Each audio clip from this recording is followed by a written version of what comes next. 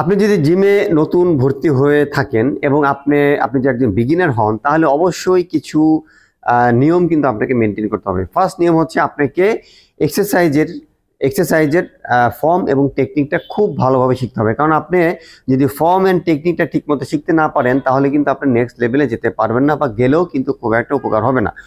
Second হচ্ছে আপনার কিছু বেসিক এক্সারসাইজ রয়েছে, যেমন পুশ আপ, তারপর হচ্ছে পুল আপ, তারপরে হচ্ছে স্কোয়াট, তারপরে বারফি। এই ধরনের ওয়ার্কআউট হচ্ছে আপনার জন্য খুবই বেসিক ওয়ার্কআউট। এইগুলিতে আপনাকে মাস্টার হতে হবে। আপনি যদি এই ধরনের ওয়ার্কআউটে যদি মাস্টার না হতে পারেন, আপনি যদি খুব ভালোভাবে good form and technique maintain করে যদি আপনি 15 থেকে 20টা এক একটা সেটে যদি পুশ আপ দিতে না পারেন, আপনি যদি 20 থেকে 25টা স্কোয়াট করতে না পারেন, তাহলে আমি বলবো আপনি নেক্সট লেভেলে ওয়েট ট্রেনিং করে আসলে আপনি খুব একটা লাভবান হবেন না।